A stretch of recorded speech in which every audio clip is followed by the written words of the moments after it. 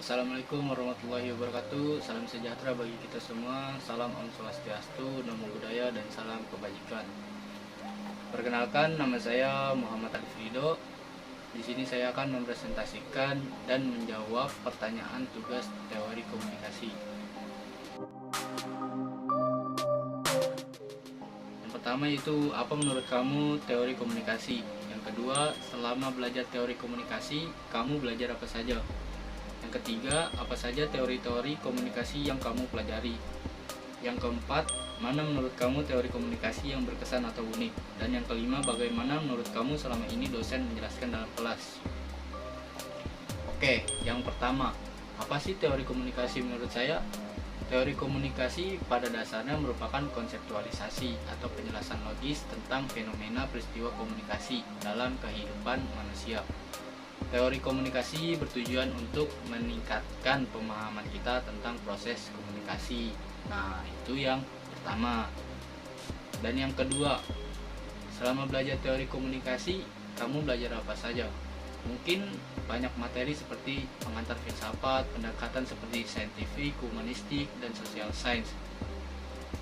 Ada juga paradigmanya, seperti positivistik atau ilmiah, konstruktivistik, alamiah, dan juga kritis. Lalu ada objektif, subjektif, kemudian juga membahas materi komunikasi kelompok, komunikasi organisasi, dan juga komunikasi massa. Yang ketiga, apa saja teori-teori komunikasi yang kamu pelajari?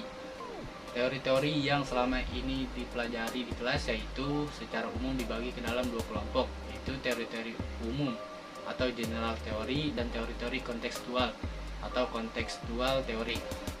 Ada 4 jenis yang diklasifikasikan masuk ke dalam teori umum. Yang pertama, teori-teori fungsional dan struktural. Kedua, teori-teori behavioral dan kognitif. Ketiga, teori-teori konvensional dan interaksional. Keempat, teori-teori kritis dan interpretif. Sementara kelompok teori-teori kontekstual yaitu yang pertama komunikasi antar pribadi, kedua komunikasi kelompok, ketiga komunikasi organisasi, keempat komunikasi massal. Yang keempat, mana teori komunikasi yang berkesan atau unik? Mungkin salah satunya yaitu teori fungsional dan struktural ya, karena setiap manusia pasti akan berhubungan dengan manusia lainnya, baik itu dalam keluarga, dalam pekerjaan, dalam pendidikan, dan lingkungan-lingkungan lainnya. Nah, di teori struktural fungsional juga mengutamakan pandangan harmonisasi dan regulasi yang dapat dikembangkan sebagai contoh. Yang pertama, masyarakat dilihat sebagai suatu sistem yang kompleks.